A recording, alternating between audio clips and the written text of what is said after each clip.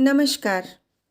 कहानियों की श्रृंखला में आज हम रविंद्रनाथ टैगोर जी द्वारा लिखी कहानी काबुलीवाला सुनेंगे। अगर आपको मेरा चैनल पसंद आता है और आप मेरे चैनल पर नए हैं तो यहाँ दी गई सब्सक्राइब बटन पर क्लिक करें और चैनल को सब्सक्राइब करें और हाँ, लाइक करना मत भूलिएगा। तो आइए सुनते हैं काबुलीवाला। मेरी 5 वर्ष की छोटी लड़की मिनी से पल भर भी बात किए बिना नहीं रहा जाता। दुनिया में आने के बाद भाषा सीखने में उसने सिर्फ 1 ही वर्ष लगाया होगा। उसके बाद से जितनी देर तक सो नहीं पाती है, उस समय का एक पल भी वह चुप्पी में नहीं खोती। उसकी माता बहुधा डांट फटकार कर उसकी चलती हुई जबान बंद कर देती हैं, किंतु मुझसे ऐसा नहीं होता। मिनी का मौन मुझे ऐसा अस्वाभाविक सा प्रतीत होता है कि मुझसे वह अधिक देर तक सहा नहीं जाता और यही कारण है कि मेरे साथ उसके भावों का आदान प्रदान कुछ अधिक उत्साह के साथ होता रहता है। सवेरे मैंने अपने उपन्यास के 17वें अध्याय में हाथ लगाया ही था कि इतने में मिनी ने आकर कहना आरंभ कर दिया, बाबूजी, रामदयाल दरबान कल काक को कौवा कहता था। वह कुछ जानता ही नहीं न बाबूजी। विश्व की भाषाओं की विभिन्नता के विषय में मेरे कुछ बताने से पहले ही उसने दूसरा प्रसंग छेड़ दिया। बाबूजी जी, भोला कहता था आकाश मुंह से पानी फेंकता है, इसी से वर्षा होती है। अच्छा बाबूजी, भोला झूठ मूठ कहता है ना? खाली बकबक किया करता है, दिन रात बकता रहता है। इस विषय में मेरी राय की तनिक भी राह न देखकर चट से धीमे स्वर में एक जटिल प्रश्न कर बैठी। बाबूजी, माँ तुम्हारी कौन लगती है? मन ही मन मैंने कहा, साली। और फिर बोला, मिनी तू जा, भोला के साथ खेल, मुझे अभी काम है। अच्छा। तब उसने मेरी मेज के पार्श्व में पैरों के पास बैठकर अपने दोनों घुटने और हाथों को हिला हिलाकर बड़ी शीघ्रता से मुंह चलाकर अटकन बटकन दही चटाके कहना आरंभ कर दिया। जबकि मेरे उपन्यास के अध्याय में प्रताप सिंह उस समय कंचनमाला को लेकर रात्रि के प्रगाढ़ अंधकार में बंदीगृह के ऊंचे झरोखे से नीचे कलकल करती हुई सरिता में कूद रहे थे। मेरा घर सड़क के किनारे पर था। सहसा मिनी अपने अटकन बटकन को छोड़कर कमरे की खिड़की के पास दौड़ गई और जोर जोर से चिल्लाने लगी, काबुलीवाला, ओ काबुलीवाला। मैले कुचैले ढीले कपड़े पहने, सिर पर कुल्ला रखे, उस पर साफा बांधे, कंधे पर सूखे फलों की मैली झोली लटकाए, हाथ में चमन के अंगूरों की कुछ पिटारियां लिए, एक लंबा तगड़ा सा काबुली मंद चाल से सड़क पर जा रहा था। उसे देखकर मेरी छोटी बेटी के हृदय में कैसे भाव उदय हुए यह बताना असंभव है। उसने जोरों से पुकारना शुरू किया। मैंने सोचा अभी झोली कंधे पर डाले सर पर एक मुसीबत आ खड़ी होगी और मेरा 17वां अध्याय आज अधूरा रह जाएगा। किंतु मिनी के चिल्लाने पर ज्यों ही काबुली ने हंसते हुए उसकी ओर मुंह फेरा और घर के की ओर बढ़ने लगा, त्यों ही मिनी भय खाकर भीतर भाग आई। फिर उसका पता ही नहीं लगा कि वह कहाँ छिप गई। उसके छोटे से मन में वह अंधविश्वास बैठ गया था कि उस मैली कुचैली झोली के अंदर ढूंढने पर उस जैसी और भी जीती जागती बच्चियां निकल सकती हैं। इधर काबुली ने आकर मुस्कुराते हुए मुझे हाथ उठाकर अभिवादन किया और खड़ा हो गया। मैंने सोचा वास्तव में प्रताप सिंह और कंचनमाला की दशा अत्यंत संकटापन्न है, फिर भी घर में बुलाकर इससे कुछ न खरीदना अच्छा न होगा। कुछ सौदा खरीदा गया। उसके बाद मैं उससे इधर उधर की बातें करने लगा। खुद रहमत, रूस, अंग्रेज, सीमांत रक्षा के बारे में गपशप होने लगी। अंत में उठकर जाते हुए उसने अपनी मिलीजुली भाषा में पूछा, बाबूजी, आपकी बच्ची कहाँ गई? मैंने मिनी के मन से व्यर्थ का भय दूर करने के अभिप्राय से उसे भीतर से बुलवा लिया। वह मुझसे बिल्कुल लगकर काबुली के मुख और झोली की ओर संदेहात्मक दृष्टि डालते हुए खड़ी रही। काबुली ने झोली में से किशमिश और खुबानी निकालकर देना चाहा, पर उसने नहीं लिया और दुगने संदेह के साथ मेरे घुटनों से लिपट गई। उसका पहला परिचय इस प्रकार हुआ। इस घटना के कुछ दिन बाद एक दिन सवेरे मैं किसी आवश्यक कार्यवश बाहर जा रहा था। देखूं तो मेरी बिटिया दरवाजे के पास बेंच पर बैठी हुई काबुली से हंस हंस कर बातें कर रही थी और काबुली उसके पैरों के समीप बैठा बैठा मुस्कुराता हुआ उन्हें ध्यान से सुन रहा है और बीच बीच में अपनी राय मिलीजुली भाषा में व्यक्त करता जाता है। मिनी को अपने 5 वर्ष के जीवन में बाबूजी के सिवा ऐसा धैर्य वाला श्रोता शायद ही कभी मिला हो। देखा तो उसका फिराक का अग्रभाग बादाम किशमिश से भरा हुआ है। मैंने काबुली से कहा, इसे यह सब क्यों दे दिया? अब कभी मत देना, कहकर कुर्ते की जेब से एक अठन्नी निकालकर उसे दी। उसने बिना किसी हिचक के अठन्नी लेकर अपनी झोली में रख ली। कुछ देर बाद घर लौटकर देखता हूँ तो उस अठन्नी ने बड़ा भारी उपद्रव खड़ा कर दिया है। मिनी की माँ एक सफ़ेद चमकीला गोलाकार पदार्थ हाथ में लिए डांट डपट कर मिनी से पूछ रही थी, तूने यह अठन्नी पाई कहाँ से, बता। मिनी ने कहा, काबुल वाले ने दी है। काबुल वाले से तूने अठन्नी ली कैसे, बता। मिनी ने रोने का उपक्रम करते हुए कहा, मैंने मांगी नहीं थी, उसने आप ही दी है। मैंने जाकर मिनी की उस अकस्मात मुसीबत से रक्षा की और उसे बाहर ले आया। मालूम हुआ कि काबुली के साथ मिनी की यह दूसरी ही भेंट थी। सो बात नहीं, इस दौरान में वह रोज आता रहा है और पिस्ता बादाम के रिश्वत दे देकर मिनी के छोटे से हृदय पर बहुत अधिकार कर लिया है। देखा कि इस नई मित्रता में बंधी हुई बातें और हंसी ही प्रचलित है। जैसे मेरी बिटिया रहमत को देखते ही हंसती हुई पूछती, काबुल वाला, ओ काबुल वाला, तुम्हारी झोली के भीतर क्या है? काबुली, जिसका नाम रहमत था, एक अनावश्यक चंद्र बिंदु जोड़कर मुस्कुराता हुआ उत्तर देता, हाँ बिटिया। उसके परिहास का रहस्य क्या है, यह तो नहीं कहा जा सकता। फिर भी इन नए मित्रों को इससे तनिक विशेष खेल सा प्रतीत होता है और जाड़े के प्रभात में एक सयाने और एक बच्ची की सरल हंसी सुनकर मुझे भी बड़ा अच्छा लगता। उन दोनों मित्रों में और भी एक आध बात प्रचलित थी। रहमत मिन्नी से कहता, तुम ससुराल कभी नहीं जाना, अच्छा। हमारे देश की लड़कियां जन्म से ही ससुराल शब्द से परिचित रहती हैं, किंतु हम लोग तनिक कुछ नई रोशनी के होने के कारण तनिक सी बच्ची को ससुराल के विषय में विशेष ज्ञानी नहीं बना सके थे। अतः रहमत का अनुरोध वह स्पष्ट रूप से नहीं समझ पाती थी। इस पर भी किसी बात का उत्तर दिए बिना चुप रहना उसके स्वभाव के बिल्कुल ही विरुद्ध था। उल्टे वह रहमत से ही पूछती, तुम ससुराल जाओगे? रहमत काल्पनिक ससुर के लिए अपना जबरदस्त घूंसा तानकर कहता, हम ससुर को मारेगा।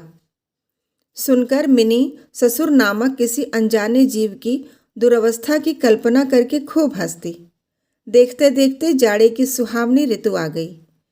पूर्व युग में इसी समय राजा लोग दिग्विजय के लिए कूच करते थे। मैं कलकत्ता छोड़कर कभी कहीं गया नहीं, शायद इसलिए मेरा मन ब्रह्मांड में घूमा करता है, यानी मैं अपने घर में ही चिर प्रवासी हूँ।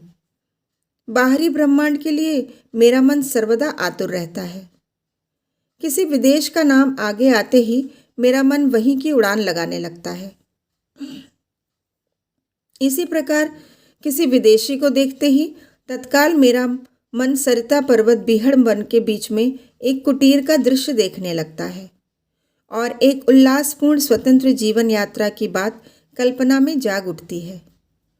इधर देखा तो मैं ऐसी प्रकृति का प्राणी हूँ जिसका अपना घर छोड़कर बाहर निकलने में सिर कटता है। यही कारण है कि सवेरे के समय अपने छोटे से कमरे में मेज के सामने बैठकर उस काबुली से गपशप लड़ाकर बहुत कुछ भ्रमण का काम निकाल लिया करता हूँ। मेरे सामने काबुल का पूरा चित्र खिंच जाता। दोनों ओर ऊबड़ खाबड़ लाल लाल ऊंचे दुर्गम पर्वत हैं और रेगिस्तानी मार्ग। उन पर लदे हुए ऊंटों की कतार जा रही है।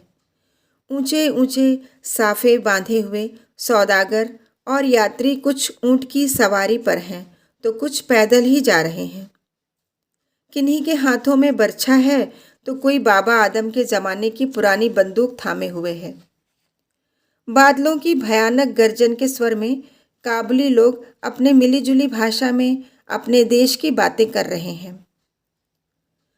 मिनी की माँ बड़ी वहमी तबीयत की है। राह में किसी प्रकार का शोरगुल हुआ नहीं कि उसने समझ लिया कि संसार भर के सारे मस्त शराबी हमारे ही घर की ओर दौड़े आ रहे हैं। उसके विचारों में यह दुनिया इस छोर से उस छोर तक चोर डकैत मस्त शराबी सांप बाघ रोगों मलेरिया तिलचट्टे और अंग्रेजों से भरी पड़ी है। इतने दिन हुए इस दुनिया में रहते हुए भी उसके मन का यह रोग दूर नहीं हुआ। रहमत काबुली की ओर से भी वह पूरी तरह निश्चिंत नहीं थी। उस पर विशेष नज़र रखने के लिए मुझसे बार बार अनुरोध करती रहती। जब मैं उसके शक को परिहास के आवरण से ढकना चाहता तो मुझसे एक साथ कई प्रश्न पूछ बैठती। क्या कभी किसी का लड़का नहीं चुराया गया? क्या काबुल में गुलाम नहीं बिकते? क्या एक लंबे तगड़े काबुली के लिए एक छोटे बच्चे को उठा ले जाना असंभव है? मुझे यह मानना पड़ता कि यह बात नितांत असंभव हो सो बात नहीं, पर भरोसे के काबिल नहीं। भरोसा करने की शक्ति सब में समान नहीं होती। अतः मिनी की माँ के मन में भय ही रह गया, लेकिन केवल इसलिए बिना किसी दोष के रहमत को अपने घर में आने से मना न कर सका। हर वर्ष रहमत माघ मास में लगभग अपने देश लौट जाता है। इस समय वह अपने व्यापारियों से रुपया पैसा वसूल करने में तल्लीन रहता है। उसे घर घर दुकान दुकान घूमना पड़ता है। फिर भी मिनी से उसकी भेंट एक बार अवश्य हो जाती है। देखने में तो ऐसा प्रतीत होता है कि दोनों के मध्य किसी षड्यंत्र का श्री गणेश हो रहा है। जिस दिन वह सवेरे नहीं आ पाता उस दिन देखूं तो वह संध्या को हाजिर है। अंधेरे में घर के कोने में उस ढीले ढाले जामा पजामा पहने झोली वाले लंबे तगड़े आदमी को देखकर सचमुच ही मन में अचानक भय सा पैदा हो जाता है। लेकिन जब देखता हूँ कि मिनी ओ काबुल वाला पुकारती हुई हंसती हंसती दौड़ी आती है और दो भिन्न भिन्न आयु के असम मित्रों में वही पुराना हास परिहास चलने लगता है, तब मेरा सारा हृदय खुशी से नाच उठता है। एक दिन सवेरे मैं अपने छोटे कमरे में बैठा हुआ नई पुस्तक के प्रूफ देख रहा था। जाड़ा विदा होने से पूर्व आज 2-3 दिन खूब जोरों से अपना प्रकोप दिखा रहा है। जिधर देखो उधर उस जाड़े की ही चर्चा है। ऐसे जाड़े पाले में खिड़की में से सवेरे की धूप मेज के नीचे मेरे पैरों पर आ पड़ी। उसकी गर्मी मुझे अच्छी प्रतीत होने लगी। लगभग 8 बजे का समय होगा। सिर से मफलर लपेटे उषा चरण सवेरे की सैर करके घर की ओर लौट रहे थे। ठीक इस समय राह में एक बड़े जोर का शोर सुनाई दिया। देखूं तो अपने उस रहमत को 2 सिपाही बांधे लिए जा रहे हैं। उनके पीछे बहुत से तमाशाई बच्चों का झुंड चला आ रहा है। रहमत के ढीले ढाले कुर्ते पर खून के दाग हैं और एक सिपाही के हाथ में खून से लथपथ छुरा। मैंने द्वार से बाहर निकलकर सिपाही को रोक लिया। पूछा, क्या बात है? कुछ सिपाही से और कुछ रहमत से सुना कि हमारे एक पड़ोसी ने रहमत से रामपुरी चादर खरीदी थी। उसके कुछ रुपए उसकी ओर बाकी थे, जिन्हें देने से उसने साफ इनकार कर दिया। बस इसी पर दोनों में बात बढ़ गई और रहमत ने छुरा निकालकर घोंप दिया। रहमत उसे झूठे बेईमान आदमी के लिए भिन्न भिन्न प्रकार के अपशब्द सुना रहा था। इतने में काबुल वाला ओ काबुल वाला पुकारती हुई मिनी घर से निकल आई। रहमत का चेहरा क्षण भर में कौतुक हास्य से चमक उठा। उसके कंधे पर आज झोली नहीं थी, अतः झोली के बारे में दोनों मित्रों की अभ्यस्त आलोचना न चल सकी। मिनी ने आते के साथ ही उससे पूछा, तुम ससुराल जाओगे? रहमत ने प्रफुल्लित मन से कहा, हाँ, वहीं तो जा रहा हूँ। रहमत ताड़ गया कि उसका यह जवाब मिनी के चेहरे पर हंसी न ला सकेगा, और तब उसने हाथ दिखाकर कहा, ससुर को मारता, पर क्या करूं, हाथ बंधे हुए हैं। छुरा चलाने के जुर्म में रहमत को कई वर्ष का कारावास मिला। रहमत का ध्यान धीरे धीरे मन से बिल्कुल उतर गया। हम लोग अब अपने घर में बैठकर सदा के अभ्यस्त होने के कारण नित्य के काम धंधों में उलझे हुए दिन बिता रहे थे। तभी एक स्वाधीन पर्वतों पर घूमने वाला इंसान कारागार की प्राचीरों के अंदर कैसे वर्ष पर वर्ष काट रहा होगा, यह बात हमारे मन में कभी उठी ही नहीं। और चंचल मिनी का आचरण तो अब और भी लज्जाप्रद था। यह बात उसके पिता को भी माननी पड़ेगी। उसने सहज ही अपने पुराने मित्र को भूलकर पहले तो नबी सईस के साथ मित्रता जोड़ी, फिर क्रमशः जैसे जैसे उसकी वयोवृद्धि होने लगी, वैसे वैसे सखा के बदले एक के बाद एक उसकी सखियां जुटने लगी। और तो क्या, अब वह अपने बाबूजी के लिखने के कमरे में भी दिखाई नहीं देती। मेरा तो एक तरह से उसके साथ नाता ही टूट गया। कितने ही वर्ष बीत गए। वर्षों बाद आज फिर शरद ऋतु आई है। मिनी की सगाई की बात पक्की हो गई। पूजा की छुट्टियों में उसका विवाह हो जाएगा। कैलाशवासिनी के साथ साथ अब की बार हमारे घर की आनंदमयी मिनी भी माँ बाप के घर में अंधेरा करके ससुराल चली जाएगी। सवेरे दिवाकर बड़ी सज धज के साथ निकले। वर्षों के बाद शरद ऋतु की यह नई धवल धूप सोने में सुहागे का काम दे रही है।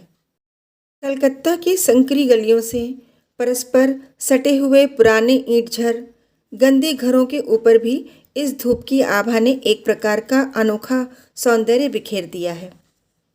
हमारे घर पर दिवाकर के आगमन से पूर्व ही शहनाई बज रही है।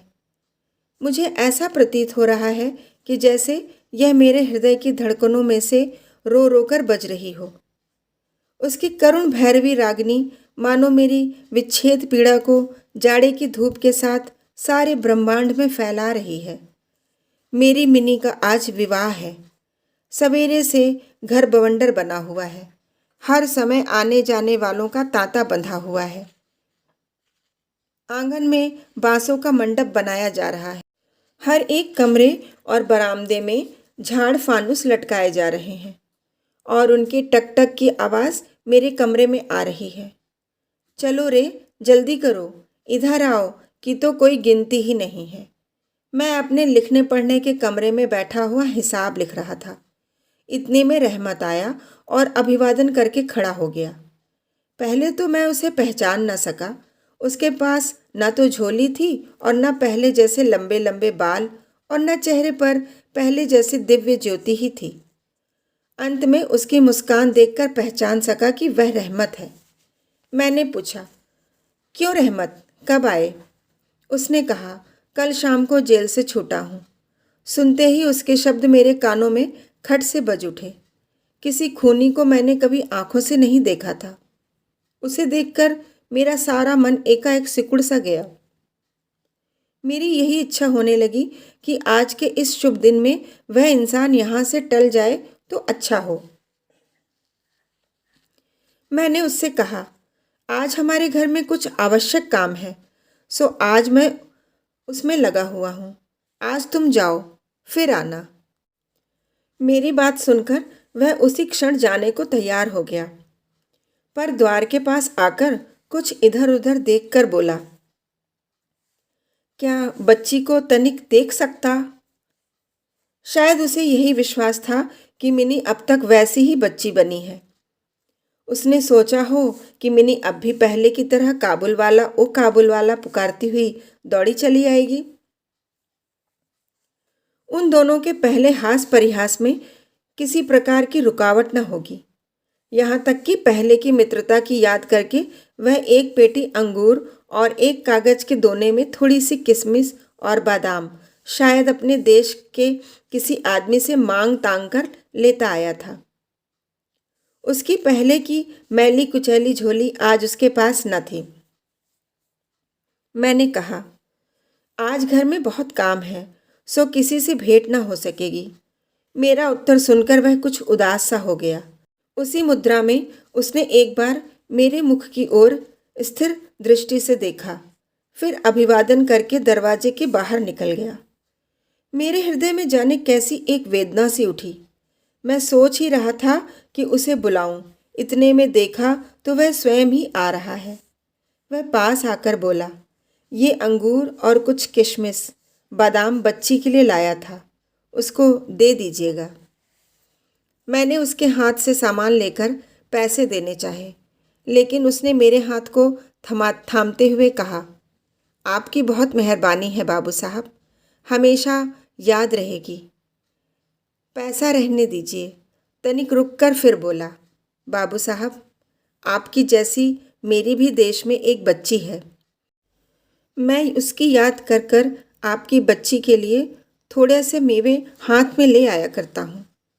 मैं यह सौदा बेचने नहीं आता। कहते हुए उसने ढीले ढाले कुर्ते के अंदर हाथ डालकर छाती के पास से एक मैला कुचैला मुड़ा हुआ कागज का टुकड़ा निकाला और बड़े जतन से उसकी चारों तहें खोलकर दोनों हाथों में से उसे फैलाकर मेरी मेज पर रख दिया। देखा कि कागज के उस टुकड़े पर एक नन्हे से हाथ के छोटे से पंजे की छाप है। फोटो नहीं, तेल चित्र नहीं, हाथ में थोड़ी सी कालिख लगाकर कागज के ऊपर उसी का निशान ले लिया गया है। हाथ में थोड़ी सी कालिख लगाकर बेटी के इस स्मृति पत्र को छाती से लगाकर रहमत हर वर्ष कलकत्ता के गली कुचों में सौदा बेचने के लिए आता है, और तब वह कालिख चित्र मानो उसकी बच्ची के हाथ का कोमल स्पर्श उसके बिछड़े हुए विशाल वक्षस्थल में अमृत उड़ेलता रहता है। देखकर मेरी आंखें भर आईं और फिर मैं इस बात को बिल्कुल ही भूल गया कि वह एक मामूली काबली मेवे वाला है। मैं एक उच्च वंश का रईस हूँ। तब मुझे ऐसा लगने लगा कि जो वह है वही मैं हूँ। वह भी एक बाप है और मैं भी।